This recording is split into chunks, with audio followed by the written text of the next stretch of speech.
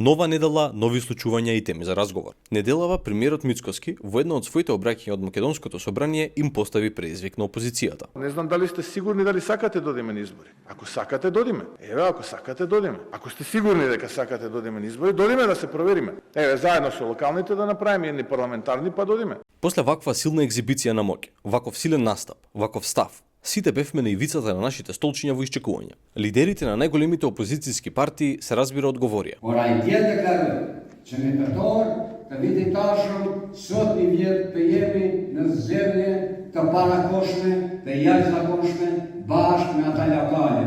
Kristian Mickovski, këtu është para prove. A është burë që ma fjallët, apo vetëm e ka thënë për t'i friguar opozitën Македонија. Ние сме спремни да одиме на било какви избори од денеска натаму. Секој следен циклус на избори ќе настапиме многу поорганизирано и многу поуспешно. Тензијата се чувствуваше низ цела наша горда Македонија. Новинарите во исчекување заедно со целата јавност му поставија прашања на темата. Тој одговори вака. Јас тоа што го имав да го кажав. Целта беше да излезат на површина сите оние лажни лица кои што ги има во опозицијата. Меѓу себе се храбрата, која ќе дојде работата да се испораче таа храброст, некако кукавички се заскриваат. Се разбира дека оваа влада има 4 годишен мандат. Не верувам дека е прифатено од СДСМ и од ДУИБ. Тогаш видовме како потона во собраниските столчиња. Мара ДПМН е спремен да оди на избори утре. Момент. Ова е истиот човек, така? До сега сме виделе ретарирање од ставови, но ова е нов преседан. Во рекордни 48 часа ставот на Мицковски отиде од Еве ако сакате додиме. До. Се разбира дека оваа влада има 4 годишен мандат. Премиере, не е проблем дали сте или не сте спремни за предвремени. Проблемот лежи во вашите постапки и во политиката купи ден, продај ден. Од таа говорница, вие не се обраќате само на присутните, вие се обраќате на целиот македонски народ. Секој ваш збор има тежина и значење. И таму нема простор за празни зборови и чалам. Добро, предвремени избори нема, што значи дека коректорот Максим ќе остане на коректорската позиција. Предпоставуваме дека сте презафатени со коригирање на власта и за момент заборавивте дека и вие сте дел од неа. Да ве насочиме кон вашите редови, каде што очигледно се потребни корекции. На 19 февруари 2024 година, Лидија Трајковска е назначена од страна на Максим Димитриевски за раководител на сектор на инспекторски надзор во Куманово. Зошто е Трајковска важна? Кадрот на Максим пред помалку од недела дена е приведен со 4000 евра мито со означени банкноти. Но ова веројатно не е првиот ваков случај. И во помалку од 9 месеци има 5 други кривични пријави против нејзе, од кои повеќето се за рекет. Коректоре, време е малце самите да се ставите под лупа.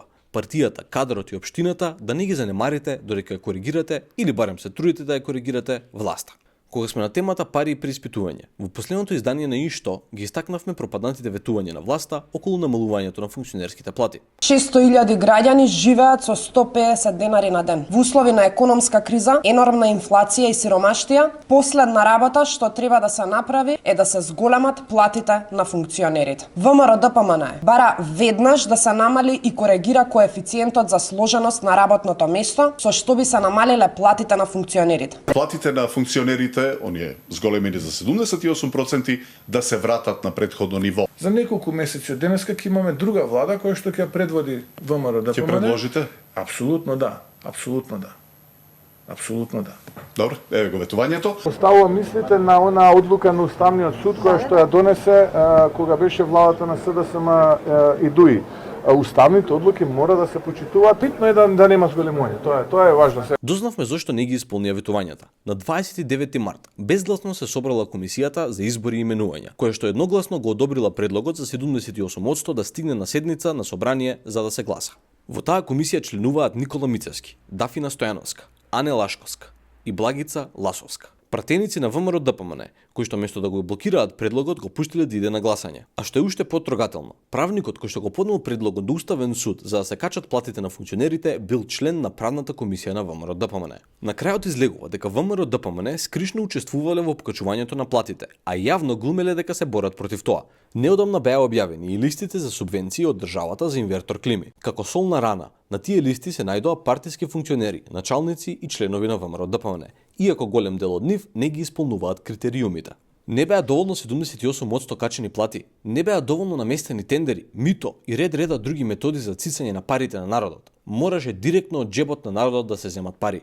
Овие субвенции се наменети за ранливите категории, за народ кој што не може сам да си приушти клима инвертор за да се згрее. Но сепак министерката Божиновска го утеши народот. Јас слушнав дека има неколку поплаки и јас ги охрабрувам сите што сметаат дека не биле во ред и дека не била во ред процесот да ни се обратат официјално и ние ќе реагираме до правната служба. Се што сметаат дека граѓаните треба и дека не биле запазени, односно ова е добиен прв услужен, нека ни се обратат и ние секако ќе превземеме нешто. Ќе пријавиме министерке. Само прашање е дали народов ќе види правда. Кога сме на тема барање правда, граѓаните на Кочани поставија пример како треба да се практицира демократија. Во последните 3 години Кочанската депонија се претвори во регионална. Камионите од околните градови го депонираат своето ѓубре таму. Сегашниот градоначалник од ВМРО ДПМН, Љупчо Папазов, во својата кампања вети дека истата ќе се затвори и дека на нејзино место ќе се изгради парк. Но сепак, од ветувањето се уште нема ништо. Граѓаните од Кочани искочија од своите домови и на минусни температури цели 12 дена протестираат деноноќно. Министерот Александар Николовски ова го кажа на темата. Но имаме проблем со депонии на ниво на држава.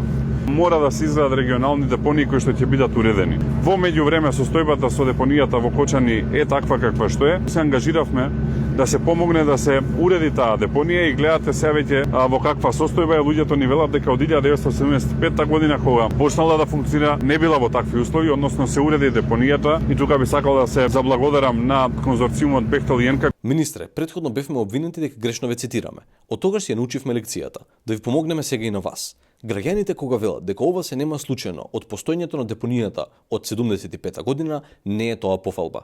Тие велат дека депонијата никогаш не била во волку лоша состојба. Ќе ве оставиме со нивни изјави и ќе ви порачаме на вас и на сите гледачи убаво да слушаат кои се нивните барања и што мислат тие. Они праќат механизација Бехтел и Јенка и доаѓа механизацијата да ја чисти депонијата, а у суштина го проширува оффато, за да може да се депонира поголемо.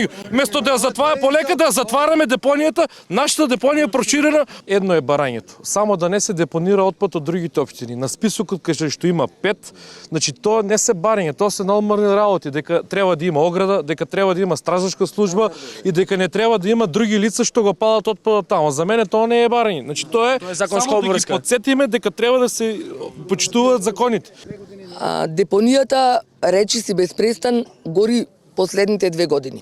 Тоа што посебно не потресе е фактот дека на резидентно население кое што е околу 24.000 жители во Кочани, во 2023 година Центарот за јавно здравство, значи нивниот официјален податок е дека има евидентирано над 12.000 пациенти со белодробни заболувања. Тоа значи практично дека секој втор кочанчанец во текот на 2023 година бил боледувал, а морам да кажам со длабоко жалење дека дел од жртвите на овие отрови со канцери, со откажано едно белодробно крило, постојано беа тука на протестите со нас.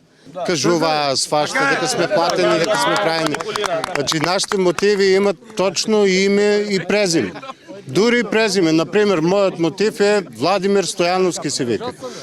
Имам и Димитар, и Ели, и Григор, и Давид. Значи, сите ние тука сме за децата наши што си имат име и презиме. Ние сме горе-доле прежалени. Сите сме веќе ојдени кој е болен од ово, од оно, значи карциноми, бронхијални болести, страшно. Барем децата не ги оставите на мир. И за крај, ситуацијата во Македонија сумирана во 20 секунди. Јел то против јавnog интереса? Па шта? Јел то корупција? Па шта? Јел то уништава Београд? Па шта? Јел то против закона? Па шта? Јел то кривичnog дело? Па шта? Ето па шта нас ќе да уништи.